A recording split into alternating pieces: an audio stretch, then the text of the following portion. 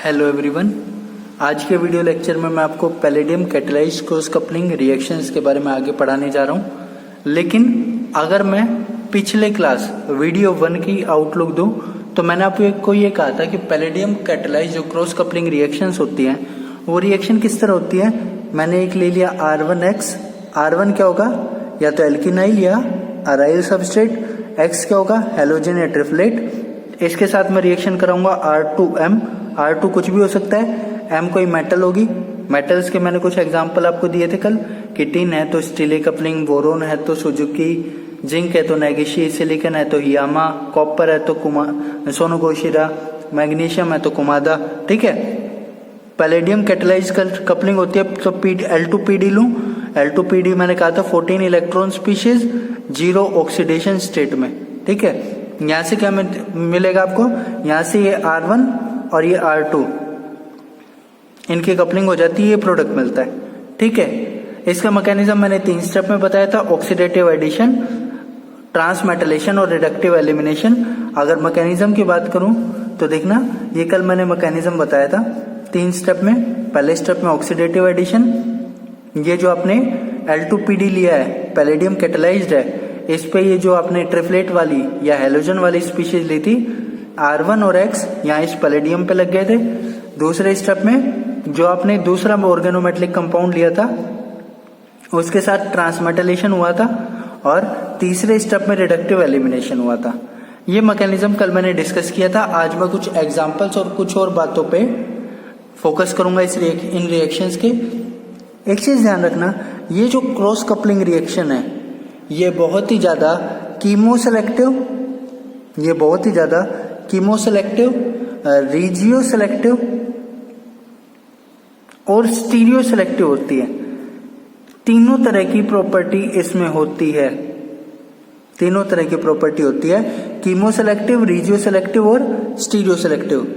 देखना अगली बात, दूसरा, ये पहला पॉइंट था। दूसरा पॉइंट, जो हमने ये R1X लिया, मैंने कल आपको एग्जांपल लिया था कि R1 या तो ये एराइल स्पीशीज हो सकती है या फिर ये एल्किनाइल स्पीशीज हो सकती है। ठीक है, इस R1 को कभी भी हम एल्केन नहीं ले सकते, ऐसे नहीं ले सकते, एल्केन नहीं ले सकते। ठीक है, एल्केन या एल्काइल हैलाइड नहीं ले सकते। इसको क्यों नहीं ले सकते, अगर यहाँ पे अल्काइल सबस्ट्रेट लिया जाता है, अगर यहाँ पे इस हैलोजन के साथ अल्काइल सबस्ट्रेट लिया जाता है तो यहाँ पे बीटा एलिमिनेशन की पॉसिबिलिटी होती है, बीटा एलिमिनेशन की पॉसिबिलिटी होती है। इसलिए बीटा एलिमिनेशन कैसे होगा, मान लो मैंने ये लिया, ये आयोडाइड लिया और यहाँ पे मैंने डाला PdL2।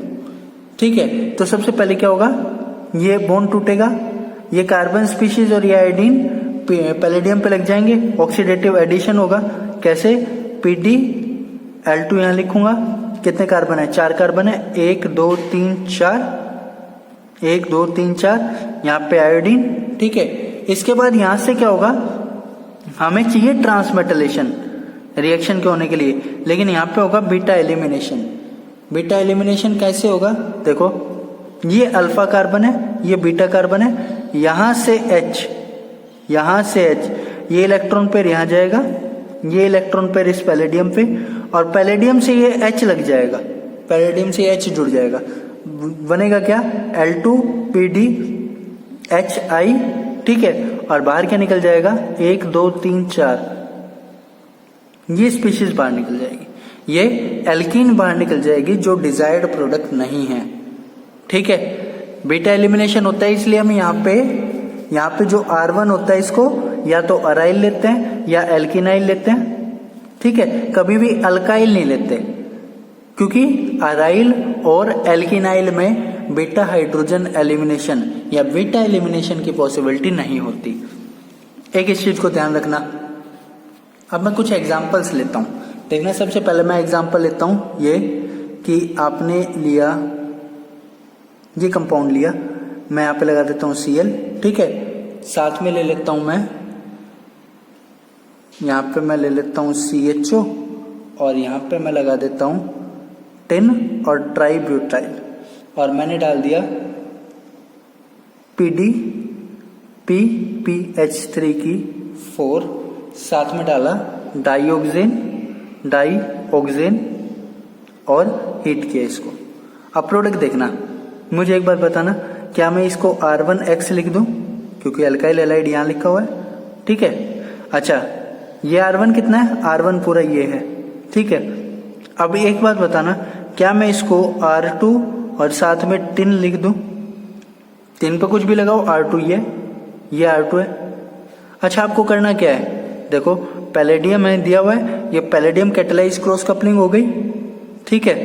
अब आपको प्रोडक्ट बनाने का क्या तरीका बताया था, R1 और R2 को जोड़ दो, क्या बताया था, देखो ये हो गया R1 और यहां से मैं कुछ इस तरह जोड़ दूंगा R2 को, और ये देखो जहां से ये जुड़ेगा CHO उसके पैरा है, तो CHO मैंने यहां लगा दिया, ठीक है। ये प्रोडक्ट बन गया, सिंपल सी रिएक्शन है। अच्छा, टिन की रिएक्शन थी तो इस रिएक्शन का नाम हो गया स्टीले कपलिंग, टिन की रिएक्शन थी तो इस रिएक्शन का नाम हो गया स्टीले कपलिंग।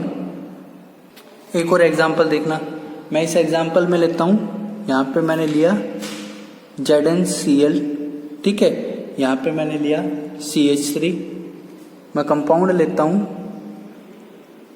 NO2Br, ठीक है, और मैं साथ में रिएक्शन के लिए डालता हूं PD PPH3 की 4 और हीट। अब देखना, इसको मैं ऐसे लिख लूं, ये R2 है, साथ में मेटल लगा हुआ है, R2 कितना पार्ट है, ये पार्ट R2 है। इसको मैं ऐसे लिख लूं, ये पूरा R1 है और R1 है, और यहाँ पे क्या लगा हुआ है, हैलोजन लगा हुआ है, और पैलेडियम डाल दिया। अच्छा, जिंक वाली रिएक्शन कौन सी कराती थी, मैंने आपको याद कराई थी ट्रिक, टिन स्टीले को बाइक सुजुकी पे जन्नत और नरक ले गया, तो जन्नत से जिंक और नरक से नेगिशी कपलिंग, ठीक है। प्रोडक्ट कैसे बनना है, इस R1 और इस R2 को जोड़ना है। अब देखना कीमो सेलेक्टिविटी कहाँ आती है, ये रिएक्शन जो है ये कि इस कार्बन और हेलोजन की रिएक्शन है, ऐसा कह सकता हूं कार्बन हेलोजन बॉन्ड की रिएक्शन है। अच्छा, यहाँ पे NO2 भी है, लेकिन इसके साथ कोई रिएक्शन नहीं होगी, यानी यहां का क्या आ गई, कीमो सेलेक्टिविटी कि अराइल हैलाइड या अराइल ट्रिपलेट, एल्किनाइल हैलाइड या एल्किनाइल ट्रिपलेट, उन्हीं के साथ रिएक्शन होगी, बाकी कोई ग्रुप के साथ रिएक्शन नहीं होगी, ठीक है। तो प्रोडक्ट क्या बनेगा देखना, यहां से मैं जिंक को हटा दूंगा, यहां CH3 लगाया, और इसी पोजीशन से जहां पे हैलोजन लगा है, इसी पोजीशन से मैंने इसको जोड़ दिया, और क्योंकि ये NO2 इसके पैरा था तो इस NO2 को पैरा बना दिया, बन गया प्रोडक्ट, और होगी आपकी palladium catalysed cross coupling reaction, ठीक है। अगली रिएक्शन देखना, एक और एग्जांपल लेता हूं, उसमें थोड़ा सा आपको और क्लियर होगा।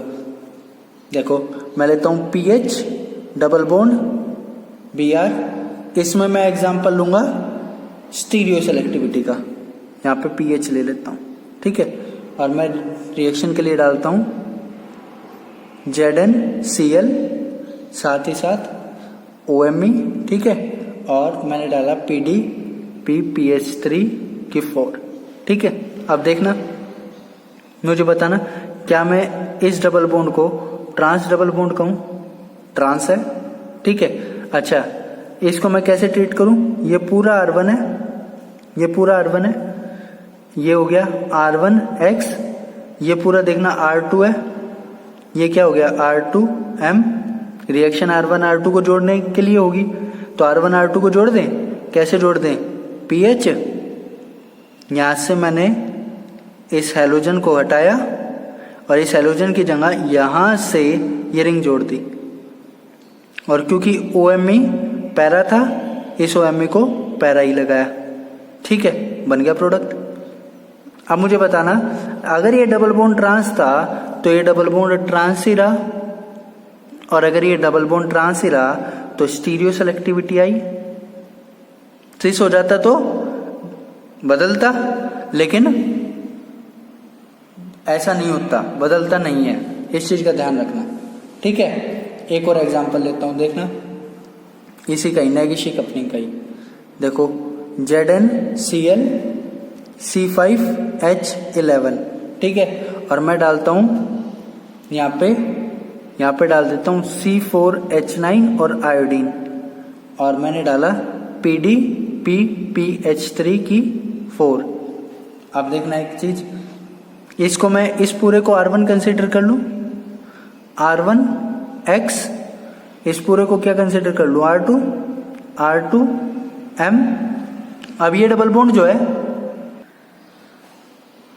अब एक चीज देखना, ये डबल बॉन्ड जो ये सिस है ना, सॉरी ये डबल बॉन्ड ट्रांस है, तो ट्रांस का ट्रांस ही रहेगा। क्या मैं इस प्रोडक्ट को ऐसे बना दूं? देखना एक बार, मैं इस प्रोडक्ट को ऐसे बनाता हूं कि ये मैंने यहां से जिंक हटाया और जिंक हटा के ये स्पीशीज लगा दी, ये डबल बॉन्ड ऐसे कैसे, ठीक है। और उसके बाद ये कार्बन, इस पे ट्रिपल बॉन्ड है और इस पे कार्बन लगा है और इस पे C4H9 लगा है, ठीक है। ये बन गया प्रोडक्ट, हमारा प्रोडक्ट हो गया कंप्लीट, ठीक है। यहाँ पे क्या है, यहाँ पे CH2 लिखना, CH2I लिखना, CH2 और फिर आयोडीन लिखना, ठीक है, तब ये प्रोडक्ट बनेगा CH2। इस CH2 से यहाँ, इस CH2 से आयोडीन हट गया, यहाँ से जिंक हट गया, और इस कार्बन से क्या जुड़ गया, ये CH2 जुड़ गया, ठीक है। इस तरीके से रिएक्शन हो जाएगी। मैकेनिज्म के स्टेप वही रहेंगे। पहला ऑक्सीडेटिव एडिशन, यहाँ से ये R1X का बॉन्ड टूटेगा, पैलेडियम पे लगेगा। दूसरा ट्रांसमेटलेशन में लिगैंड एक्सचेंज, ठीक है। तीसरा रिडक्टिव एलिमिनेशन, और रिडक्टिव एलिमिनेशन के बाद ये प्रोडक्ट बनेगा, ठीक है। एक दो एग्जांपल और लेता हूं, इसी एग्जांपल को देखना। मैंने आपको ये एग्जांपल कराया था अभी, OTF, यहाँ पे हेलोजन लगाया था पर CN, ठीक है। इसमें मैं किसकी रिएक्शन करा दूं, मैं करा देता हूं CHO SN ट्राइब्यूटाइल PDPPH3, अच्छा डाईऑक्सेन, साथ में डाल देता हूं LiCl और हीट, ठीक है।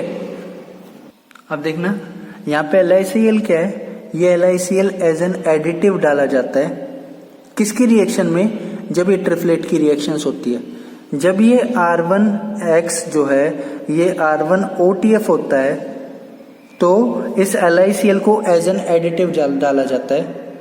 क्यों? क्योंकि ये ट्रिपलेट हटाता है, क्योंकि ये ट्रिपलेट हटा देता है, ठीक है। देखना इस रिएक्शन को मैं मैकेनिस्टिक पार्ट से कराऊंगा। सबसे पहला स्टेप ऑक्सीडेटिव एडिशन, ताकि आपको और अच्छी क्लियरिटी हो। ऑक्सीडेटिव एडिशन में क्या होगा, ये बॉन्ड टूटेगा, पैलेडियम पे लग जाएंगे। पैलेडियम पे मैं कोई ग्रुप कंसीडर नहीं कर रहा, मैं ऐसे कहता हूं कि जब इसकी रिएक्शन OTF यहाँ पे CN, इसकी रिएक्शन करे हमने पैलेडियम से, तो क्या बनेगा, पैलेडियम पे ये OTF भी लग जाएगा और ये एराइल रिंग भी लग जाएगी, ठीक है। अगले स्टेप में क्या होता है, LiCl एज एन एडिटिव डाला गया है, वो इस OTF को पैलेडियम पे से रिप्लेस कर देता है। क्या बना देता है, PdClCN। लेकिन रिएक्शन वैसे ही प्रोसीड करनी है, कोई डिफरेंस नहीं है। फिर क्या होता है दूसरे स्टेप में, ट्रांसमेटलेशन के लिए आपने क्या डाला, ये मैं लेता हूं कि आपने डाला PdClCN, ये तो बना था पहले स्टेप में, साथ में डाला आपने टिन का ट्राइब्यूटाइल टिन, यहाँ पे CHO, यहाँ पे OTF होता तो OTF से ट्रांसमेटलेशन होती, Cl लगाए तो Cl से ट्रांसमेटलेशन होगी। क्या बाहर निकलेगा, ट्राइब्यूटाइल टिन क्लोराइड, और बनेगा क्या, ये बन जाएगा यहाँ पे CN पैलेडियम, और पैलेडियम से जुड़ गई ये रिंग, ये CHO पैरा है तो इसको CHO को पैरा ही लगाऊंगा, ठीक है। तीसरे स्टेप में क्या होगी, रिडक्टिव एलिमिनेशन में पैलेडियम पे दो कंपाउंड है, दो रिंग्स हैं, एक तो ये रिंग है CHO वाली और दूसरी ये रिंग है जिसमें ये CN ऑर्थो है, देखो यही है ना दोनों। रिडक्टिव एलिमिनेशन में क्या होगा, यहाँ से ये बॉन्ड टूटेगा, ये बॉन्ड टूटेगा, ये कार्बन और ये कार्बन जो आपस में जुड़ जाएंगे। प्रोडक्ट बनाता हूं, देखना। CN यहाँ था ना पैलेडियम, तो यहाँ से जोड़ दूं और कहाँ से जोड़ू, इस CHO को जोड़ू ना, इस अराइल रिंग को जोड़ू और CHO पैरेलल ना पैरा पोजीशन पे, यही प्रोडक्ट बनना है। इसको मैं सीधा यहाँ से भी बना सकता हूँ। कैसे, यहाँ से OTF हटाओ, यहाँ से ये हटाओ, क्या बनेगा, यही तो बनेगा CN, और आप देख सकते हो यही प्रोडक्ट बनेगा, कोई दिक्कत नहीं है। तो LiCl क्या है, बस एडिटिव है, OTF को हटा के खुद लग जाता है। एक और एग्जांपल लेता हूं, देखना। अगला एग्जांपल देखना भाई। ये एग्जांपल जो ये थोड़ा सा इम्पोर्टेंट है, किस पर्सपेक्टिव से, कि इसमें आपको एक चीज और सीखने को मिलेगी।